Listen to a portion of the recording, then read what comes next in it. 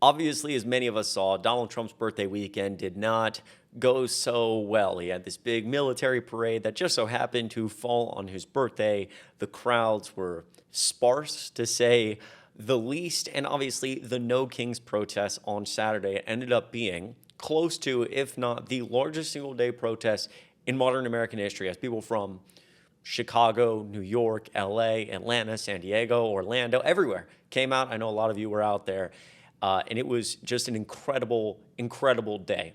Truly a tale of two worlds. On one side, you have the American people protesting against Trump, and on the other side, you have Trump essentially trying to throw himself a parade that was a disaster. But I want to talk a little bit about something you may have missed about this parade. Now, before I get into it really quickly, my name's Chris Mowrey. I'm filling in for Adam Mockler on the Adam Mockler channel. If you enjoy this type of content, the link to my YouTube channel will be in the description down below. You guys have shown so much love lately, and truly, from the bottom of my heart, I say it every time, and I mean it. I love you and I appreciate it. And if you haven't already, make sure you're subscribed here on Adam Mockler's channel. We're trying to build something to fight and punch back against MAGA media moving toward 2026, 2028, and beyond. All right, before I get into this, let's really quickly look at Donald Trump's reaction from today about the protests from this week. Take a listen. It's a tremendous success with a fantastic audience. It was supposed to rain. They gave it a 100% chance of rain, and it didn't rain at all. It was beautiful. And so I asked if they gave it 100% chance, right? 100% it was going to rain like crazy, and it didn't rain at all. How did they predict 100 years out and 50 years out or 200 years out? They didn't do too well, the weather people, last night, but it was beautiful. So you may be like a little confused, which is pretty normal when you listen to Donald Trump. But essentially what he's trying to say there is like suggesting that the crowds may have been better, or that there were actual things that were canceled because of the rain. There was like a 100% chance of rain, and it didn't rain, essentially inferring, at least, blaming the forecasters for his poor attendance, maybe. Nice. Also, that's not how weather forecasting works. And I think he's trying to refer to climate change, but that's, climate and weather are different. It's just, we could go on and on about Donald Trump and how he speaks. But one of the things that people didn't talk about in all this is actually how the troops who showed up to this event were treated, right? And let me take you really quickly through Donald Trump's past with this. I think many of you know this, but obviously just in the last few weeks, Donald Trump deployed the National Guard to Los Angeles, and Gavin Newsom shared photos of their conditions, where they had to stay when they came to California. Viral images of National Guard troops sleeping side by side on floors in Los Angeles, along with a new estimate from the Pentagon that sending them there will cost $134 million, fueled criticism Tuesday that President Trump's deployments were haphazard and unnecessary. That's to say the least, right? He obviously sent the National Guard to California to purposely inflame tensions. Gavin Newsom is leading the charge, accusing Trump of dispatching 4,000 National Guard troops to LA, quote, without fuel, food, water, or a place to sleep. Newsom also claimed only around 300 had been deployed as of Monday evening, with the rest, quote, sitting unused in federal buildings without order.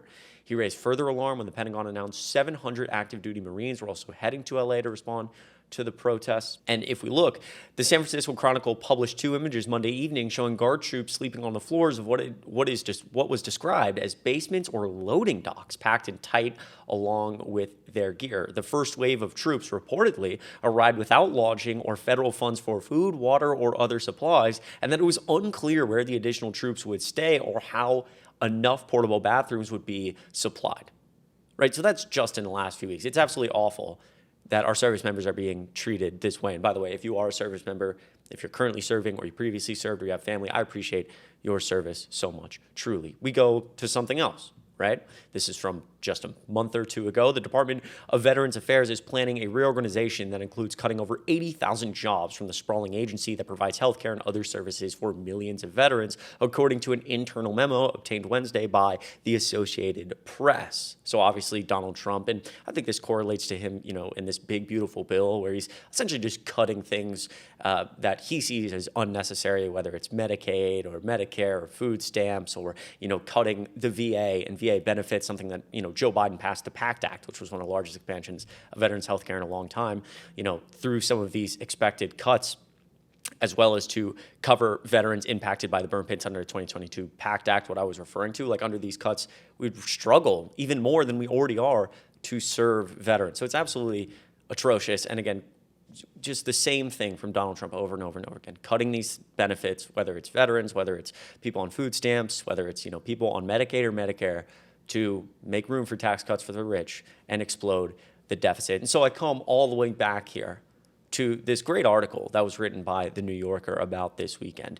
The military's birthday parade rolls quietly through Trump's Washington. After all the talks of dictator and wannabe kings, the Army's anniversary celebration in the Capitol was a low-key affair amid national turmoil. Obviously, partly referring there to the sparse crowds. But read this. A soldier in a Revolutionary War uniform was sitting under a tree, vaping and scrolling on his phone. It was the Army's 250th anniversary celebration in D.C., and I was looking for the entrance to their fitness competition and cake-cutting ceremony before the big parade at night. Walking down Independence Avenue a little before noon, I heard a din.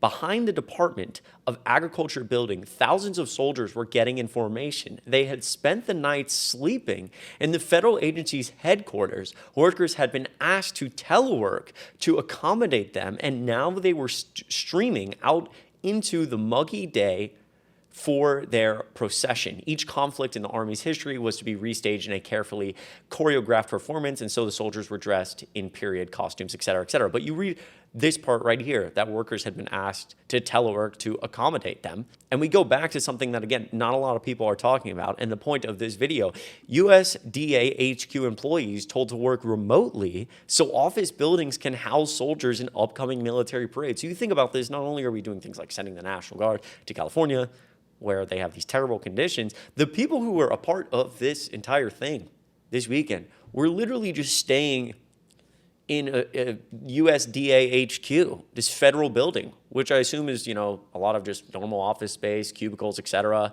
So obviously some like storage space. So you would assume just brought out there.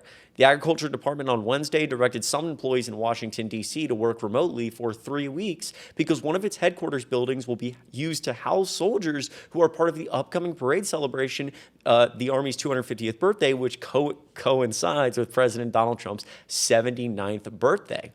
The email obtained by government executives says the access to USDA's South Building will be restricted to essential employees from June 1st through June 20th, and that maximum telework is recommended for individuals who work in the building. So think about this. We took all these individuals staying at USDA, which, again, it's just, at least Donald Trump would like it, that building and that entire agency to just cease to exist.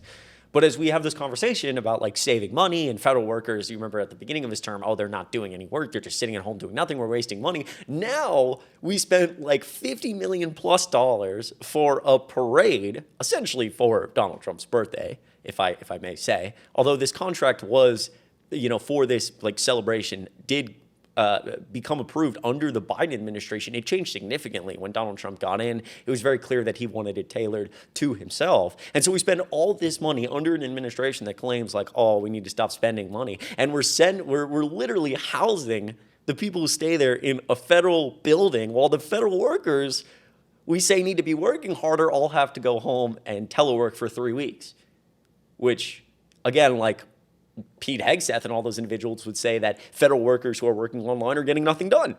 And so it's just stunning. And I think more people need to be talking about the fact that A, the people for this military parade were sleeping in this federal agency's headquarters, and B, just generally how Donald Trump's been treating these individuals. I think Gavin Newsom, obviously everything he's doing, cutting the VA. We saw a lot of veterans out on the street for No King's Day. Adam and I actually talked to several of them who watch the channel, which if you're watching right now, I love you and truly I appreciate your service. So I just want to cue you guys in to that. I will give you guys updates if I have any more. Once again, my name is Chris Mowrey. I'm filling in for Adam Mockler on the Adam Mockler channel. And if you enjoyed this video, the link to my YouTube channel will be in the description down below.